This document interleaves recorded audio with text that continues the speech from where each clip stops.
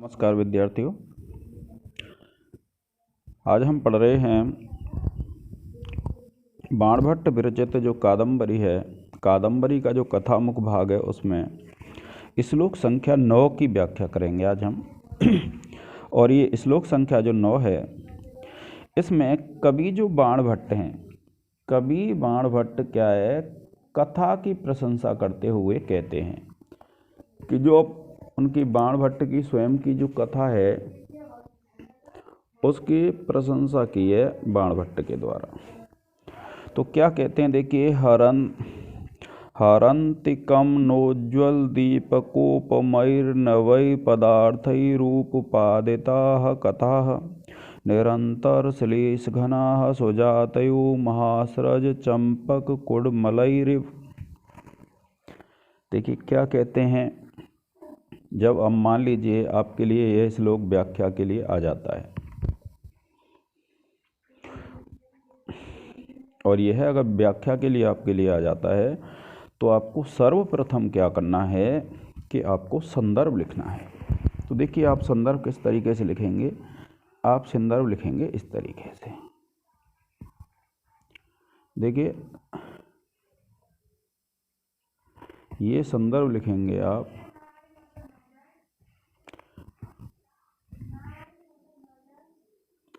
तो संदर्भ जब आप लिखेंगे विद्यार्थियों,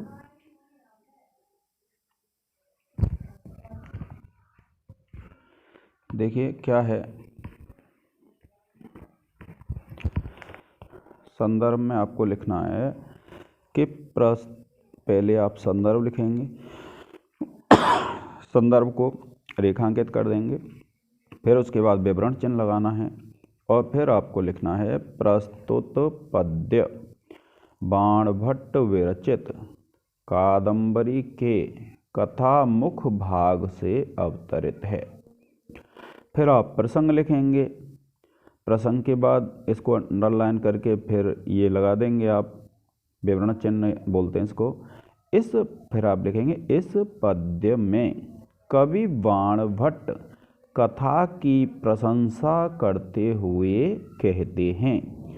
फिर आपको लिखना है विद्यार्थियों इसके बाद व्याख्या, और व्याख्या को भी रेखांकित करके, और फिर आप क्या करेंगे, उसकी व्याख्या को आप उसमें लिखेंगे। तो देखिए कैसे लिखना है हमें व्याख्या को। देखिए, अब इसको थोड़ा सा जूम कर लेते हैं।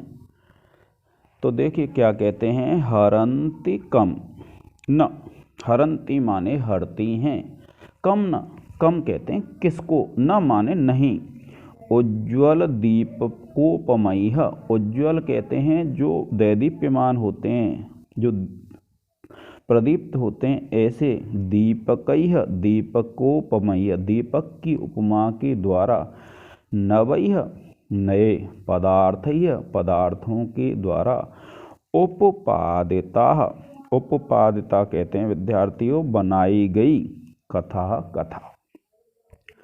क्या कहा, हरन्ति माने हरती हैं, कम न यानी किसके हृदय को नहीं हरती हैं, नो, हरन्ति कम न यानी हरती किसको नहीं है, उज्ज्वल दीपकोपमैः यानी जो उज्ज्वल दीपक होते हैं उन दीपकों की उपमा वाली, जो दैदीप्यमान दीपक होते हैं उन दैदीप्यमान दीपकों की उपमा वाली, नवैः पदार्थैः उपपादिताः, नवैः पदार्थैः उपपादिताः, नए नए पदार्थों के द्वारा बनाई गई कथा, कथा। यानी कवि क्या कहते हैं कि जो नए नए पदार्थ होते हैं उन पदार्थों के द्वारा जो रची गई कथा होती है, कम न हरन्ति, किसके हृदय को नहीं हरती हैं। यानी जो नई नई जो पदार्थों से जो युक्त होती हैं और जो उज्ज्वल दीपक होते हैं, तो उन दीपकों के समान जो चमकीली होती हैं, जो दैदीप्यमान होती हैं, ऐसी कथा किसके मन को प्रसन्न नहीं करती हैं। तो अब इसमें क्या है विद्यार्थियों, नीचे दिया है निरंतर श्लेष घनाः, कि निरंतर श्लेष, श्लेष कहते हैं सघन को, घने को, तो निरंतर श्लेष घनाः कि जो अत्यंत श्लिष्ट हैं, जो सघन हैं, नज़दीक नज़दीक हैं, सुजातयो, सुजातयः कहते हैं सुंदर जाति, सुजातयो के सुंदर जाति, महास्रज चंपक कुडमलैरेव, महास्रज, स्रज कहते हैं माला को, और महास्रज का मतलब होता है बड़ी माला जो होती है। चंपक कुडमलैरेव यानी चंपक की जो कलियां होती हैं, उन चंपक की कलियों के समान ये जो कथाएं हैं वो किसको आनंद नहीं देती हैं। तो देखिए इसमें क्या किया है, इसने जो महास्रज दिया है, महास्रज चंपक कुडमलैरेव का मतलब होता है बड़ी माला में जो चंपक होते हैं, चमेली के जो फूल होते हैं, उनकी जो माला होती है उसके समान। यानी जिस प्रकार से जो माला रची गई होती है चमेली के फूलों के द्वारा, चंपक के फूलों के द्वारा, तो वह किसको आनंदित नहीं करेगी। तो इसमें एक अर्थ तो विद्यार्थियों कथा के उस संदर्भ में है, और जो दूसरा अर्थ है वह माला के संदर्भ में, क्योंकि सरज माने माला होता है। तो कुडमल माला की जो रचना है, तो जिस प्रकार से माला की रचना होती है, माला सभी को आनंदित करती है, तो इसमें ये कहा किसको आनंदित नहीं करती, तो इसमें ध्वनि विकार है, अर्थात सबको आनंदित करती है, सबको आकृष्ट करती है। कैसे? जिस प्रकार से एक माला सबको आनंदित करती है, उसी प्रकार से एक कथा भी सभी को आनंदित करती है। कैसे? देखिए अब हम जो पहला जो अर्थ है, वह पहला अर्थ अगर हम देखते हैं तो वह जैसे महास्रज है, देखो हरंती कमन, तो ये तो सब क्या साथ आ जाएगा, यानी किसके हृदय को नहीं हरती है, क्या? कथा। यानी कथा किसके हृदय को नहीं हरती है। अब कैसे? देखिए क्या कहते हैं कि उज्ज्वल दीपकोपमयः, तो इसको अगर हम उज्ज्वल दीपकोपमय दिया है, इसको हम कथा के पक्ष में लेते हैं, तो कथा के पक्ष में अर्थ निकलेगा, उज्ज्वल का अर्थ निकलेगा चमकीला, और दीपक, दीपकों के उपमा वाले यानी सदृश, यानी उज्ज्वल दीपक सदृश ही अगर माला के अर्थ में अगर हम लेते हैं तो चमकते हुए दीपकों के समान। नवय, नवय का मतलब होता है नवीन, नवीन का मतलब होता है जो मुरझाए हुए नहीं है, अभी बिल्कुल नवीन है ऐसे। पदार्थय, पदार्थों के द्वारा, पदार्थय यानी जो पदार्थ, जो माला बनाने में जो जो पदार्थों की आवश्यकता पड़ती है, उन पदार्थों के द्वारा उपादेताः यानी बनाई गई, क्या कहते हैं? उपादेताः बनाई गई, बनाई गई यानी माला बनाई जाती है। तो निरंतर श्लेष घनाः जो निरंतर श्लिष्ट होती है, यानी अनेक फूलों से जो सघन होती है ऐसी।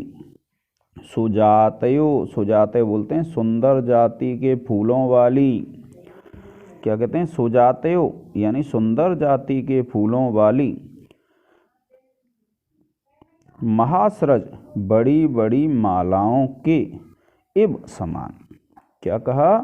पुनः एक बार देख लीजिए कि उज्ज्वल दीपकोपमयः यानी जो प्रज्वलित होते हैं, जो चमकीले होते हैं, ऐसे दीपकों की उपमा वाली। फिर दिया है नवैः पदार्थ, या नए नए पदार्थों के द्वारा, पदार्थ से तात्पर्य, क्योंकि माला का अर्थ ले रहे हैं हम, तो माला में स्रज में क्या क्या पदार्थ लगते हैं? धागा लगता है, फूल लगते हैं, तो नए नए पदार्थों के द्वारा उपादिताः, उपादित का तात्पर्य होता है बनाई गई, गूंथी गई, क्योंकि माला को गूंथा जाता है। निरंतर श्लेष घनाः जो अत्यंत श्लिष्ट होती है, क्योंकि जो फूल हैं बड़े समीप समीप लगाए जाते हैं, तो जो अत्यंत घनी होती है, श्लिष्ट होती है ऐसी।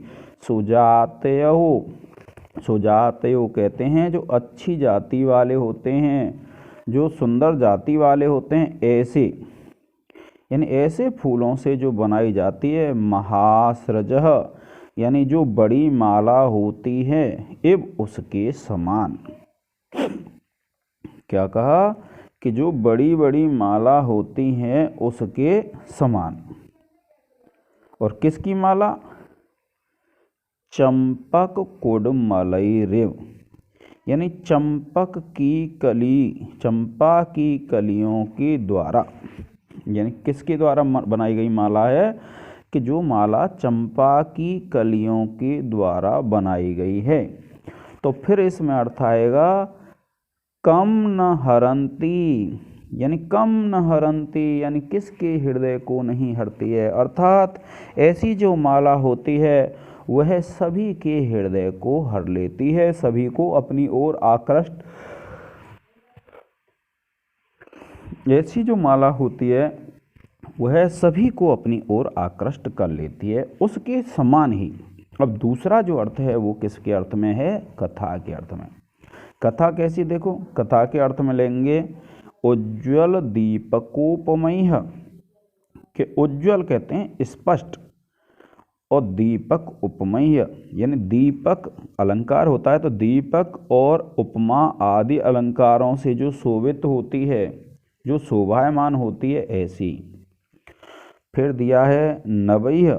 नवैय कहते हैं कि जो कवि होता है वो अपनी प्रतिभा से नए नए शब्दों का प्रयोग करता है, तो नवैय यानी नए, पदार्थय पद के अर्थों के द्वारा, नए नए शब्दार्थों के द्वारा, क्या कहते हैं? नए नए शब्दार्थों के द्वारा उपादिता, यानी रची गई कथा, जो कथा है। निरंतर श्लेष घनाः, कि निरंतर, निरंतर कहते हैं हमेशा, श्लेष आदि अलंकारों से जो सघन होती है, जिसमें श्लिष्ट पद होते हैं, ऐसी। सुजातय, सुंदर जाति नामक आदि जो छंद होते हैं उनसे जो युक्त होती है। कथा, कथा कम न हरंती, किसके हृदय को नहीं हरती है। तो विद्यार्थियों आप ये देख सकते हैं कि इसमें दो अर्थ हैं, और जहाँ पर दो अर्थ होते हैं तो वहाँ कौन सा अलंकार होता है? श्लेष अलंकार होता है। और महासृज कुडमलई दिया है तो इसलिए इसमें क्या है? उपमा अलंकार भी है। और ऐसा कह करके कथा की प्रशंसा की जा रही है, और जब कथा की प्रशंसा की जा रही है तो ऐसी जो स्थिति होती है तो उसमें क्या? अर्थापत्ति अलंकार होता है, यानी जब किसी चीज़ की सीधी प्रशंसा नहीं करके किसी अन्य माध्यम से प्रशंसा की जाती है तो वहाँ पर कौन सा अलंकार होता है? अर्थापत्ति अलंकार होता है। तो देखिए एक बार पुनः देखिए कि जब आप इसकी व्याख्या करेंगे, ये तो विद्यार्थी व्याख्या हो जाएगी, और जब आप इसकी व्याख्या कर देंगे तो इस तरीके से व्याख्या करने के बाद फिर क्या लिखते हैं आप? विशेष लिखते हैं। और देखिए व्याख्या का भी यही नियम है विद्यार्थियों, सबसे पहले आपको क्या करना है व्याख्या में? सबसे पहले आपको लिखना है विद्यार्थियों उसका मूल अर्थ, जो श्लोक दिया गया है या गद्य दिया गया है, और मूल अर्थ जब आपका लिख जाएगा फिर आप पैराग्राफ बदल देंगे, और पैराग्राफ जब आपका बदल जाएगा तो फिर आप क्या करेंगे कि फिर भावार्थ लिख देंगे। अब देखिए मैं आपको इसमें व्याकरण टिप्पणी बताता हूँ, तो आप इसमें लिखेंगे, देखिए जो विशेष है, विशेष पे चर्चा कर रहे हैं हम, कि इस पद्य में, विशेष लिखेंगे, विवरण चिन्ह लगा दें, फिर लिखेंगे इस पद्य में वंशस्थ छंद है, और इसको क्या करेंगे विद्यार्थियों? इसको रेखांकित कर देंगे। फिर आप लिखेंगे दूसरी पंक्ति, और आप उसमें भी लिखेंगे इस पद्य में उपमा और अर्थापत्ति अलंकार हैं। और फिर देखिए आपके पास जो है ऑप्शन वो क्या होता है? व्याकरण टिप्पणी का। तो व्याकरण टिप्पणी में देखिए एक है हरंती शब्द आया है, तो हिरी धातु होती है, ये री लगा हुआ है, लट लकार प्रथम पुरुष बहुवचन है।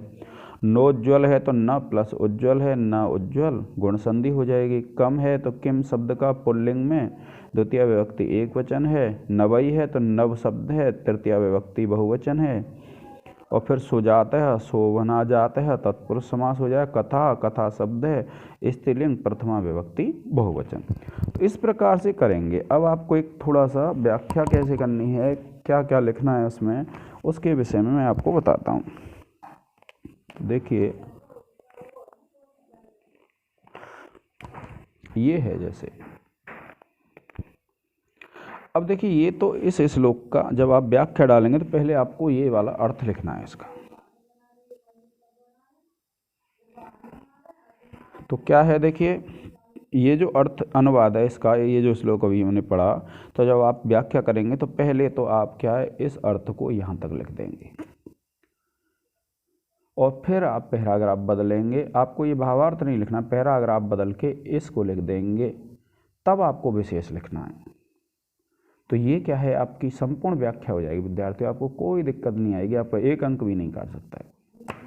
ठीक है विद्यार्थियों, आज के इस लेक्चर में इतना ही। जय हिंद, जय भारत।